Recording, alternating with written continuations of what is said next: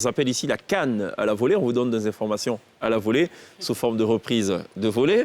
Je vous rappelle alors rapidement les confrontations d'hier et les résultats. Le Burkina, qui vous le savez, était opposé donc à l'Éthiopie. Match comptant pour la troisième journée dans le groupe A. Nul donc 1-1 au stade Omnisport de Bafoussam. Deuxième rencontre, elle a opposé cette rencontre-là, le Cap-Vert au Cameroun. 1-1, score final. But inscrit côté camerounais par Vincent Aboubakar, qui signe donc son 5e but dans cette compétition. Et Gary Rodriguez à la 31e minute pour le compte du Cap-Vert. On a joué aujourd'hui Malawi-Sénégal au stade Omnisport de Bafoussam. Score final 0-0. Le Zimbabwe qui a battu, c'est une relative surprise, il faut l'avouer, la Guinée-Conakry 2-1. Et dans le groupe C à suivre, Gabon-Maroc, des matchs qui se disputent donc depuis 19h, donc depuis 11 minutes exactement, et Ghana-Comores. Je rappelle l'affiche de demain, donc à l'affiche demain, troisième journée, groupe D, Guinée-Bissau, Nigeria, Égypte, Soudan. La Côte d'Ivoire, quant à elle, donc, rentrera en compétition, enfin déjà dans la compétition. Elle fera sa troisième sortie ce jeudi face à l'Algérie, une rencontre qui est très attendue par l'INSEE, qui soudainement suit de très près le football, avec des pronostics qui sont plutôt très bien aiguillés. Oui, mais voilà. Qui visiblement, j'ai jamais. Elle est d'un optimisme BA. Oui, pour elle, quand on demande, la Côte d'Ivoire va gagner. Oui, mais là, non, franchement, j'étais très, très optimiste, mais justement, je suis un peu plus sur la réserve maintenant. Non, ça a douté. Ouais, c'est là où il faut être super optimiste. Ils ont besoin de ça maintenant, là. Oui, ouais, mais après, c'est contre l'Algérie. L'Algérie n'a pas été très forte pour cette CAN jusqu'à présent, donc on peut peut-être croiser les doigts aussi. L'Algérie qui a perdu, il faut le rappeler, face à la Guinée équatoriale. Oui. Et justement. Et les Équato-Guinéens l'ont célébré d'une façon particulière. Ouais. Sur un titre ivoirien. Oui. Assez surprenant. Ah ouais, c'était sur un titre de VDA, il paraît. Ouais. Okay. On découvre. Oui.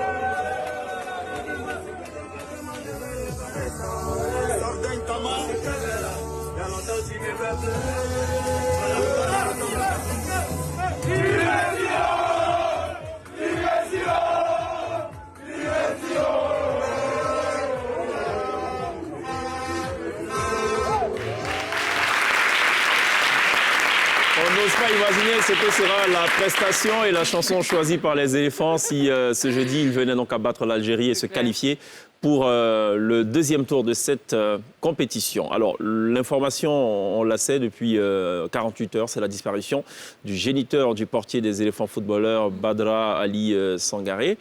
Et comme vous le savez, les supporters, comme nous le confiait d'ailleurs hier en duplex Nathan, les supporters ivoiriens sur place à Douala, à Bafoussam, sont allés témoigner à leur façon leur compassion, du moins, et leur solidarité à l'endroit du portier ivoirien. On regarde cette petite vidéo d'illustration.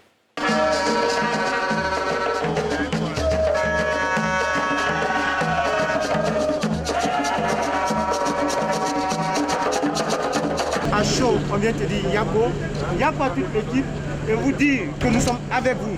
Nous sommes avec vous, que Dieu nous aide, la coupe là, elle reviendra en Côte d'Ivoire. Ce n'est qu'une étape. Ce n'est qu'une étape. Découragement n'est pas ivoirien, c'est la troisième bataille et on a un défi avec l'Algérie. On a un contentieux avec eux et on va gérer ce contentieux-là le jeudi. Donc nous comptons sur vous, vous avez l'encouragement de tout le peuple ivoirien. Soyez forts, soyons forts, la victoire est au bout. Voilà, c'est tout. Vous étiez avec nous. On n'a jamais joué un match où on ne vous a pas vu, on n'a pas entendu vos chants et vos tambours. Les petits frères et moi, ça nous touche vraiment. Et on espère répondre jeudi lors de ce troisième match. Que Dieu vous bénisse et puis on ensemble. Merci.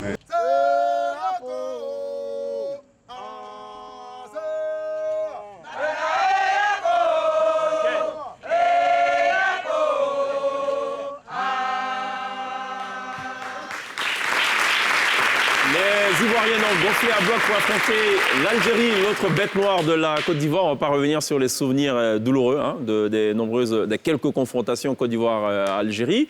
Juste rappeler que la Côte d'Ivoire a subi 2 coups durs, la disparition du père de Max Alain Gradel et celui donc de Sangara Badra Ali, dont le père a été inhumé hier seulement en présence du ministre des Sports, Denro Paulin, qui a dû donc effectuer le déplacement pour représenter le gouvernement de Côte d'Ivoire à ces obsèques-là. Et sur place, à la demande de la présidente du comité de normalisation de la FIF, une prière donc a été dite sur place au Cameroun en hommage donc aux disparus.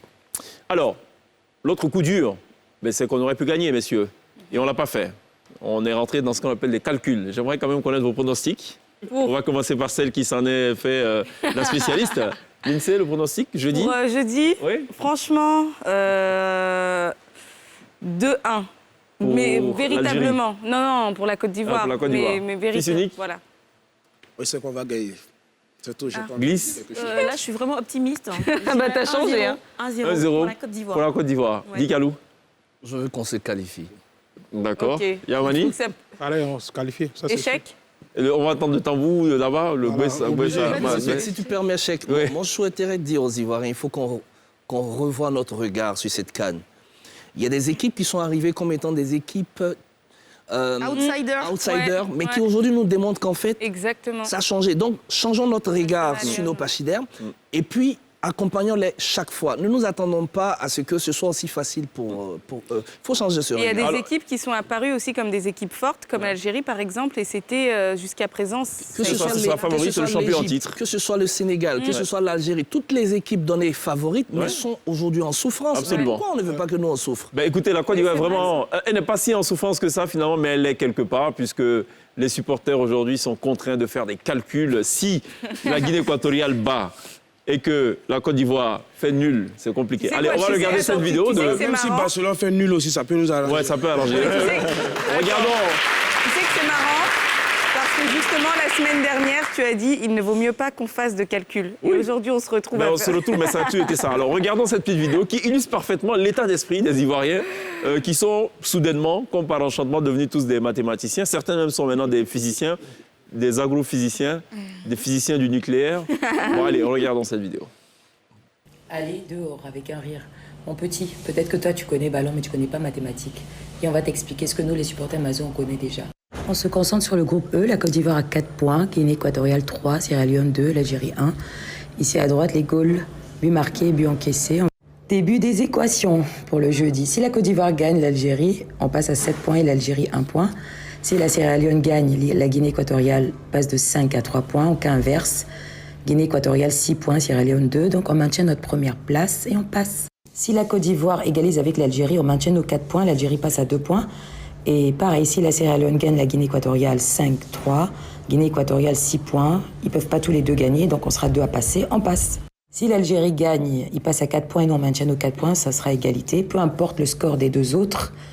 Ça se jouera entre nous deux, l'Algérie et la Côte d'Ivoire. Sur les goals average, il faudra 3 points d'écart pour passer. Regardez, on vous défend jusqu'à présent. Gagnez, hein?